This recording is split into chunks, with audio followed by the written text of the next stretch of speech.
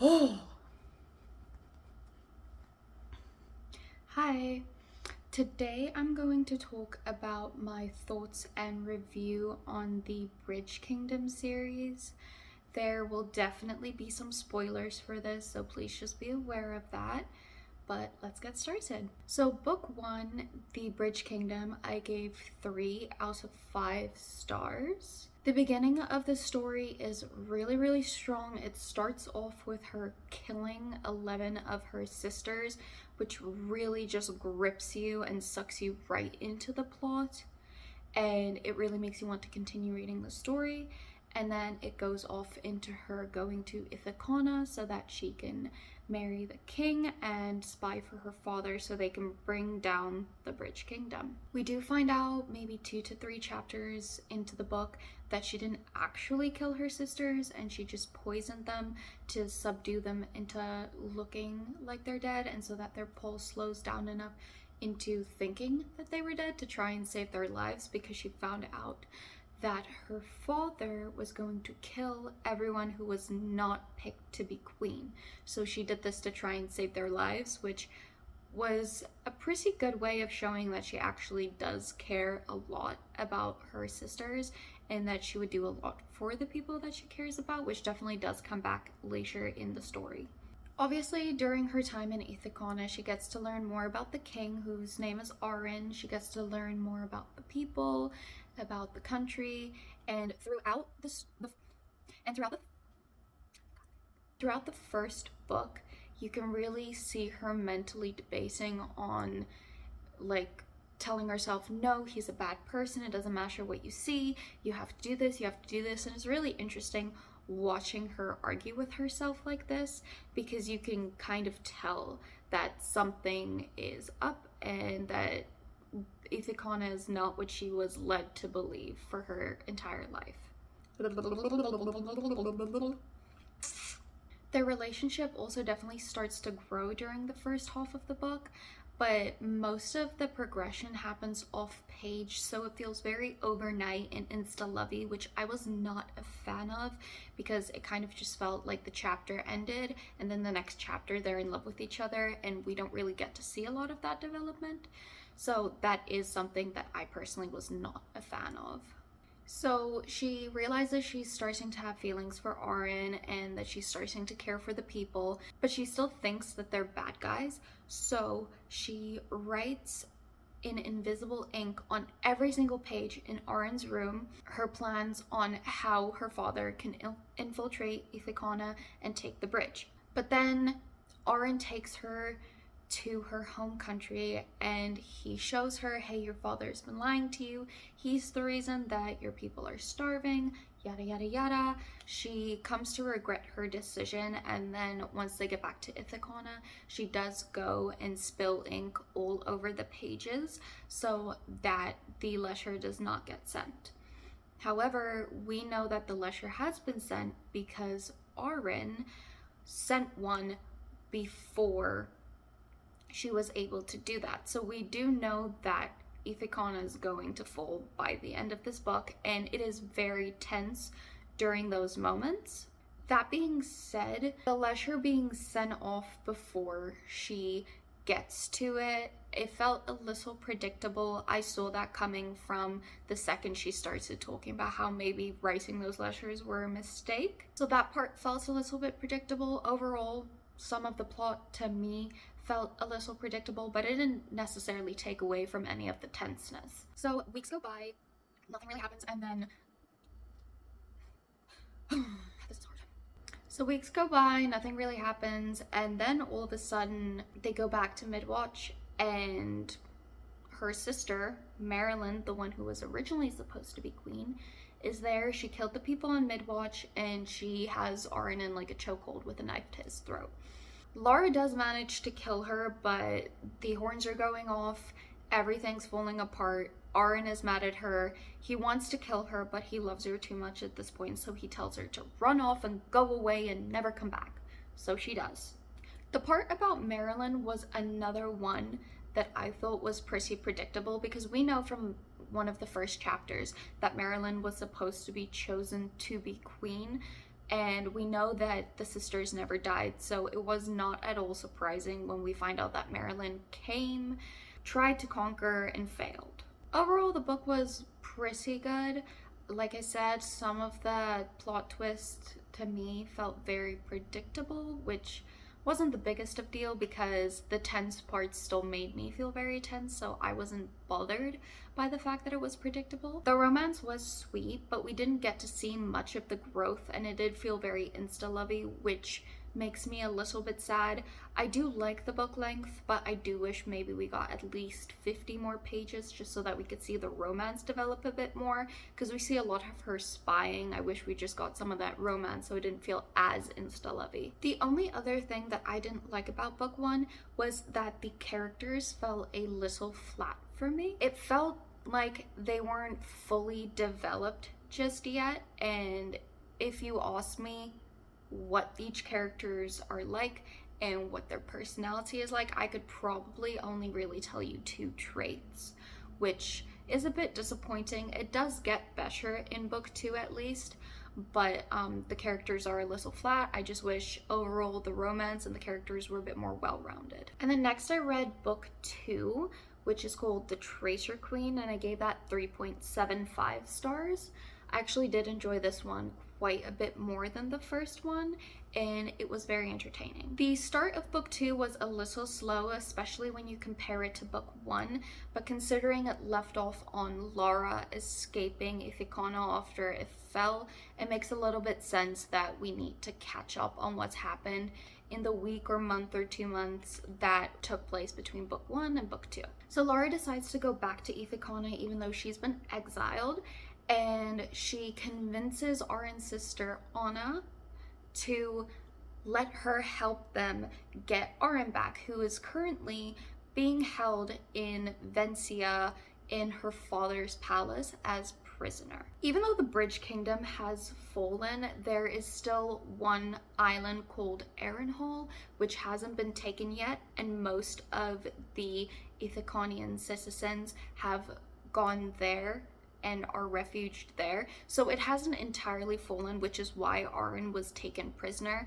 so that the king can get Aren to tell the secret so that they can get Ithacana to fall, so that the Bridge Kingdom can officially be Laura's father's. So after she convinces Anna to let her help, she goes out to find some of her sisters to try and get them to help her break Aren free from the castle. I really enjoyed this. I liked watching the sisters bond, see their relationship. It made me very happy. And then also a girl group of assassins. That's cool as hell. So long story short, her and her sisters do manage to break Aren out of the castle with help of other spies and some Ithacanians. But in general, the pacing of that was really weird. It took about half of the book from them escaping Aren to getting back to Ithacana. Like, it is a long journey. However, in that journey, there was a turning point for me from where I went to, this book is okay, to, oh, I actually really like this. And that was during a part in the Oasis. So Laura went into the Oasis to try and steal food whilst Aren was tied and sleeping on a camel, but she gets caught, so they attached her to a pillory but naked so that she can be roasted to death like a chicken. Aren realizes what she's done when he wakes up, so he goes into the Oasis pretending to be drunk as hell, talking about how his comrades were killed and he needs to get to Valcosa and he needs help, yada yada yada. And that part was actually so funny. I would go as far as to say it was the funniest part of the book. I was just sitting giggling as I was reading because drunk Aren truly is very entertaining to read about. But then, long story short, he does end up saving her and they escape, and this is where their romance starts to rekindle. This entire time he's basically hated her guts and he like wants to kill her, but his heart won't let him. It was like a whole big dramatic thing, but their romance is starting to pick up again finally, and it's nice to see. I've been rooting for them this whole time, so it's nice that it finally starts to pick up again. Up until this point, Aren has been so annoying. he keeps on just talking about how they can't be together and how he hates her, even though he very clearly does not hate her. And he's mean to her, and he's picking fights with her at they're in the middle of escaping, guards are chasing them, and he chooses then to pick a fight with her. Like bro, come on, use your king brain. Now is not the time. You can hash this out on a boat later when you're like in the calm seas. Let's be real, that was stupid on his part and very annoying to read about. In terms of their romance, for the rest of the book up until essentially the lost page, and I am not being dramatic when I say that, the lost page is where they decide to be together, but from then up until then, it's we want to be together, but we can't, but we want to, but it's not right. The Ithacanians won't let us. It's so annoying. Like, doesn't make sense. Yes. Did I enjoy it? No. He kept on worrying about how the Ithacanians wouldn't let him be with his wife, and how they would consider it spitting in their faces. And the Ithacanians were really, really mad at Laura and wanted her tortured and killed. And it was a lot, and it was very, very dramatic. So then once they reach Ithacana, they take like 3 days to plan their battle, and then the battle starts and lasts maybe like 50 pages. It is very weirdly paced. Like I said, half the book is them escaping, but the battle is a few chapters. They do end up winning. Long story short, there was kind of a fake win for a little bit where they thought they won, but then her father did trick them and he came with boats himself. When she realized this, she somehow managed to get onto the boat. That she climbed a rope or something, I don't remember.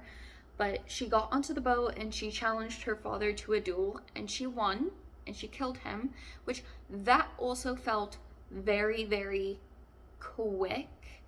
I feel like he died within 2 pages of the duel, and I just didn't really enjoy that part. I'm not one for gruesome, squeamish things, but I really wanted him to suffer just a little bit. He's not a good guy, you know? The end was very intense though. After she kills her father, all of the crew decide to leave because there's a massive storm coming and they don't want to die in the storm. She gets off the boat and decides to swim back to the Aren gates. There are other people on the water. She is bleeding, like she has a giant gash in her thigh. She is bleeding all over the place. There are dead people on the water. Sharks are everywhere. They don't touch her though, which is important. But the sharks don't touch her. They swim with her. They want to eat her, but they don't even touch her. She gets to the gates. They can't open it. It is a big dramatic mess. She's like, this is my time. I'm gonna die. I'm sorry. I love you. I hope that you can forgive me. I've tried my best. They have a very sweet moment. Aren finally confesses his love for her, and I really, like, I teared up a little bit. I'm not gonna lie. It was a very sweet moment where he was holding on to her through the gates and trying to get her to stay up and not give up. And then finally he dives down and he's gone for several minutes. She's panicking. She's like, oh my god, did he just kill himself? What is happening? He comes back up and he tells her there is a very tiny grate at the bottom. He can't fit through it, but she can. So they both take a very deep breath. They go down. It's pitch black, so he's like trying to lead her. They're holding hands through the gates. I don't really know how it works, but it does. And she finds the hole and she swims through it, and her belt gets stuck and she drowns. Aren realizes, so in the dark he's finding his knife and then cutting her belt, which I don't know how he does that in the pitch black ocean, but you know, he gets her out. He is doing compressions on her chest, doing everything to try and save her life.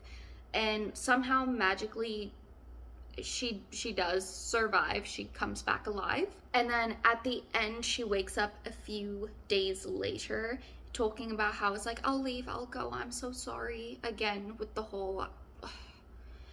But yeah, and then he tells her, I mean, you can stay if you'd like. And she's like, but the Ithacanians won't let me. So the only reason they decided to let her earn her forgiveness is because the sharks didn't eat her. Bruh. How they deal with traitors is they dangle them in the ocean like this. They dangle them with chum just floating, and if the sharks eat the person, they're guilty, and if they don't eat the person, that like Ithacana was chewing their hearts and they're not a real traitor. So they saw that the sharks didn't eat her, even though there was a bunch of blood everywhere, including from her. So they decided to let her atone and earn her forgiveness, which at this point I was annoyed because I felt like she had already done enough. She nearly died multiple times trying to save Aren, save Ithacana, undo her wrongs. I feel like she's done enough, but whatever.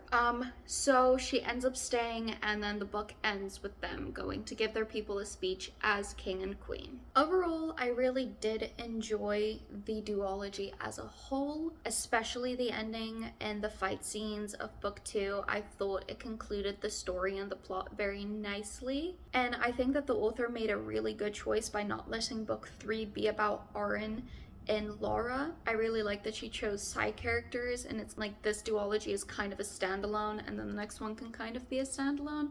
So I really enjoy that. I don't know if I'm going to pick it up. I might, but definitely not in the near future. Like I just said, I do really feel bad for Laura. She did betray Aren. She did nearly, well, I mean, not nearly. She was the cause of a kingdom falling to its knees.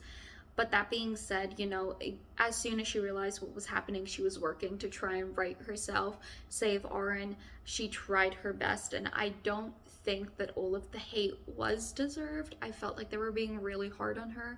And even before all of that happened, you know, she did try and make sure that the Lechers didn't get sent. So I feel like her character was treated a bit harshly by everyone, including Aren. My only issues with book 2 was the pacing felt really weird. Like I said, the escape took half the book, but then the fight took a few pages. At least that's how it felt.